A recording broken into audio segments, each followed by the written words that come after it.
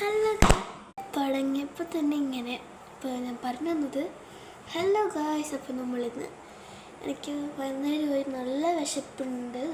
ഇപ്പോൾ വേറെ ഒന്നുമില്ല വീട്ടിൽ, നമുക്കൊരു ഹോം മെയ്ഡ് സാധനം ഉണ്ടാക്കാം. നിങ്ങളുടെ വീട്ടിലൊക്കെ അറിയുന്ന പോലെ തന്നെ നമ്മുടെ പാൻ റോൾ അങ്ങനെ പറഞ്ഞാൽ ചിലപ്പോൾ മനസ്സിലാവില്ല.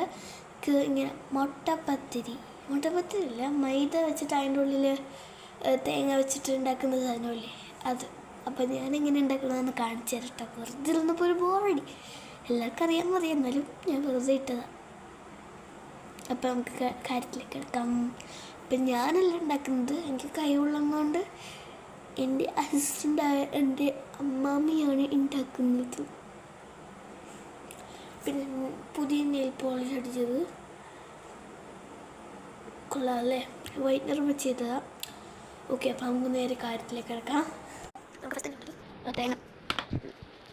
ഞാനെടുത്തിരിക്കുന്നത് തേങ്ങയാണ്.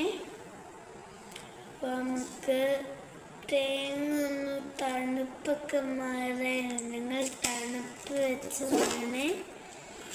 തണുപ്പൊക്കെ ഒന്ന് മാറിയിട്ട് നമുക്ക് അടുത്ത കാര്യങ്ങളിലൂടെ കിടക്കാം. പക്ഷെ നമ്മൾ മൈദ നല്ല സാധനങ്ങളൊക്കെ എടുക്കണം. ഇത് നല്ല കട്ടിക്കായിരിക്കണേ, ഇതൊക്കെ പോട്ടെ. നമുക്കിനി മൈദ എടുക്കാം. മൈദ ഞാൻ എടുത്തിട്ട് വരാൻ ഇച്ചിരി തപ്പേണ്ടതായിട്ടുണ്ട് ഗൈസ്. അങ്ങനെ ഇരുന്നപ്പോഴാണ് ഞാനൊരു രത്നസത്യം അറിഞ്ഞത്. മൈദ ഇല്ല, തീർന്നു പോയി.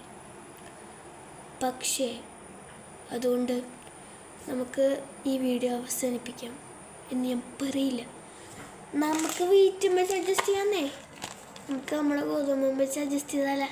പിന്നെ ഒരു കാര്യം, ഞാനിത് പാട്ടായിട്ടാണ് എഴുതുന്നത്. സമയം കിട്ടുമ്പോൾ വെറുതെ ഇരുന്ന് കണ്ടോ, സിമ്പിൾ കണ്ടുപോയിട്ട്. സോ പെട്ടെന്ന് കാണാം കേട്ടോ. ഇത് പാർട്ട് 1 ആണ്. നമ്മുടെ ഷെഫിനെ കണ്ടില്ല, ചിലപ്പോൾ അടുത്ത പാട്ടിലായിരിക്കും കാണാൻ പറ്റണം. ഇനി വേണ്ടത് ഉപ്പാണ്. ഉപ്പോടെ കണൽ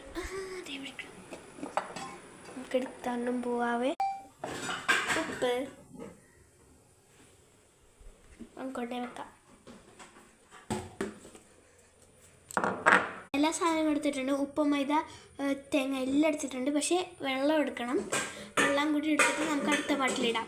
ഇപ്പം ഞാൻ വെള്ളം എടുക്കാൻ സമയമില്ല.